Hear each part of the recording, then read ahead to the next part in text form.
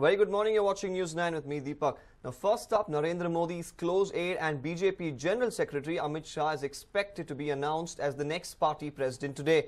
Now, Shah, who is credited for the BJP's emphatic performance in Uttar Pradesh during the general elections, will succeed Rajnath Singh. The party won 71 of the 80 Lok Sabha seats in the state. Now, the announcement is likely to be made today during the BJP's parliamentary board meeting. The decision will be announced after a consensus emerged with the organization and the RSS on the same. And Amit Shah, at the age of 49, will be one of the youngest presidents of the party. Now, Shah's elevation is expected to give Modi complete control over both the party and the government. Now, the PM had reportedly insisted that he should be allowed to function unhindered, and this was possible only if he had sway over both the organization and the government.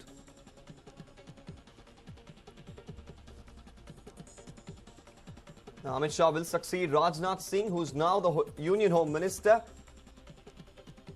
He will be the youngest Union President.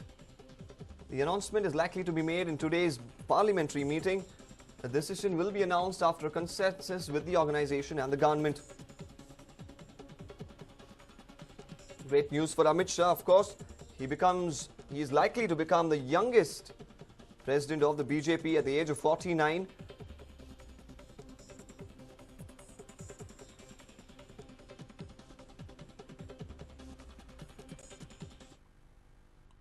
Now, for long, it has been perceived that tobacco use and passive smoking results in cancer. Now, shockingly, doctors are noticing more and more people falling a victim to cancer for no fault of theirs. Take a look. A report published in The Lancet earlier this year stated that India, along with China and Russia, contributed to 52% of all cancer deaths in the world. The report stated that 6% of all deaths caused in India was because of cancer, making India the cancer capital of the world. Karnataka contributes significantly to this dubious distinction, and there is one worrying trend that experts have noticed. Doctors are increasingly getting patients who are teetotalers and non-tobacco users who are falling victim to cancer. Oncologists now believe that other factors like passive smoking, inhaling third-hand smoke, consumption of food with carcinogenic substances, and environment pollution are causing cancer. Tobacco causes 50% of cancers, and the rest are caused by other chemicals in the food and environment. Patients who come to me often tell me, "Doctor, I didn't do anything wrong. I had a healthy diet. I used to eat healthy food. Then why me?"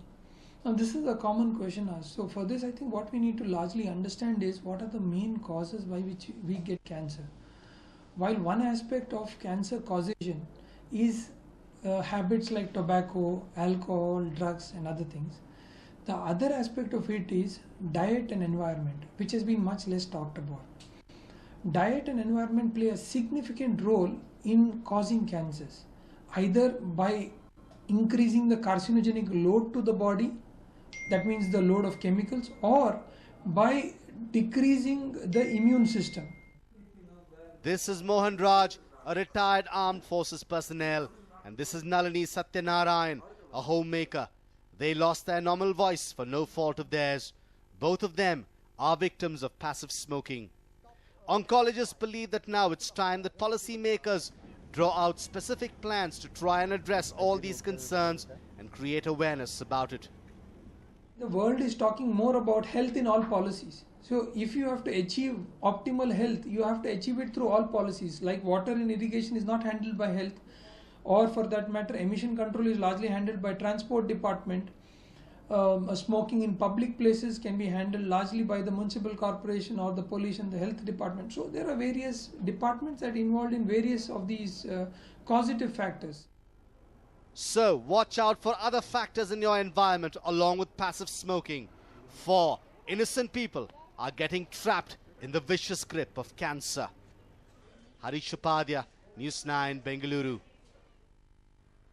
Now, Naxalism has been curbed in the state to a large extent, but there are two groups that are operating in the state that need to be nabbed. What is the government speculating on now? Take a look.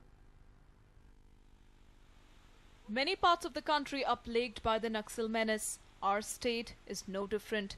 There are two Naxal outfits operating in the state currently named RCP and CPI, and one of them is now consolidating on something.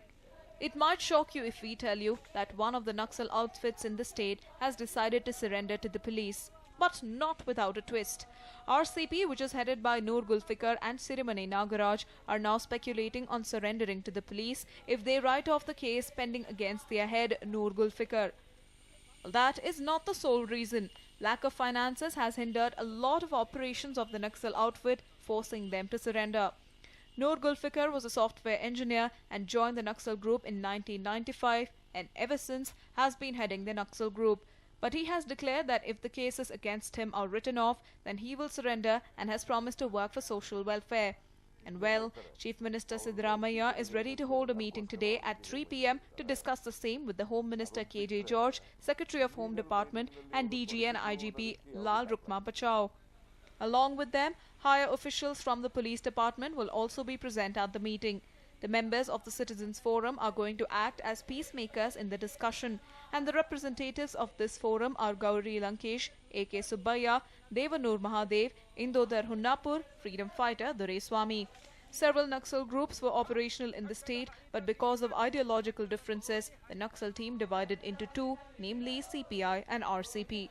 While CPI is ready to surrender, RCP refuses to budge, and their fate will be sealed in the meeting that will be held today at 3 p.m. Sukesh for News9, Bengaluru. Now you heard of Imran Hashmi, the serial kisser. Now in this report, we will introduce you to another Hashmi. Now he surely is a trickster. This man that you see on your screens is a hoodwinker. A master hoodwinker, we must say. He had succeeded a great extent in fooling no less a person than the DC of Raichur. But as they say, even the best of criminals leave behind a clue, and this trickster was no exception. Now he is behind bars, repenting his act. So what exactly did this fellow do? And what was his modus operandi, and how did his illegality come to light? Here are all the details. July 4th, 2014. Around 5 p.m.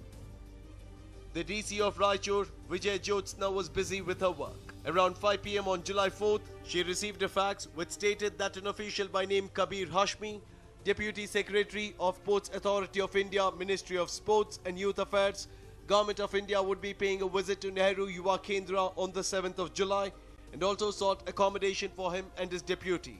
DC Vijay Jyotsna immediately made arrangements for his reception. She in fact booked a spacious room for him and his deputy at a guest house on Mantralia Road. And on the day mentioned, that is on the 7th, Kabir Hashmi and his assistant Sarvesh arrived on the Karnataka Express. They were received with a lot of care and taken to the guest house in an official car. At 11 that day, Kabir Hashmi met the DC at her office. And the DC, who assumed Kabir Hashmi to be an IAS officer, welcomed him with a bouquet. Both had a long chat, and it was during this chat that Kabir Hashmi informed the DC that he was a 2007 batch IAS officer, to whom another IAS officer by name Rashmi was extremely close. Deputy Secretary from Government of India ಅಂತ ಹೇಳಿದ್ದಾರೆ ಅವರಿಗೆ due ಕಟಿಸಿ ನಾವು extend ಮಾಡಿದ್ವಿ but ಈಗ ನಾವು ಮಾತನಾಡುವಾಗ ನನಗೆ ಕೆಲವು ಡೌಟ್ಸ್ ಬರುತ್ತಾ ಇವೆ ಜೆನ್ಯೂನ್ ಅನಿಸ್ತಾ ಇಲ್ಲ ಅವರು ಹೇಳ್ತಾ ಇರುವ ಮಾಹಿತಿ. After the chat, Kabir Hashmi and his assistant were sent to Nehru Yuva Kendra in the official car. Well, as Kabir Hashmi was on an official visit, he even called up the DC and told her that the Kendra was in a very bad shape. At this juncture, the DC began to grow suspicious of Kabir Hashmi. In fact, she even called up the IAS officer Rashmi, who Kabir mentioned, and spoke to her about him. Rashmi on her part said that she did not know anyone by name Kabir Hashmi. Later, she even called up the Department of Youth Affairs and sought more information about him. And they too said that they were unaware of anyone by name Kabir. Immediately, she called up the police. They rushed to the guest house in which Kabir and his assistant were put up. On inquiring him, he confessed that he was indeed a phony officer. The police also recovered an amount of 15 lakh rupees and a lot of fake documents from them. ಅವ್ರ behaviour doubts ಇದು ಆದಮೇಲೆ madam immediately ಪೊಲೀಸ್ಗೆ verification ಮಾಡಲಿಕ್ಕೆ ಇದನ್ನು ಮಾಡ್ತಾರೆ ಮತ್ತು ಅವರು ತರವಾಗಿ ಸ್ವಲ್ಪ ವಿಚಾರ ಮಾಡಿಕೊಂಡು ಇವರು ಫೇಕ್ ಇರಬಹುದು ಅಂತ ಹೇಳಿ ಪೊಲೀಸ್ಗೆ ಕಂಪ್ಲೇಂಟ್ ಕೊಡ್ತಾರೆ. Not just this, Kabir has also confessed to the police that he has cheated a number of youths by promising them jobs and accepting huge sums as fees. The police have also arrested another person by name Zabedullah, who had been assisting Kabir in his acts. Sidhu Biradar for News 9, Raichur.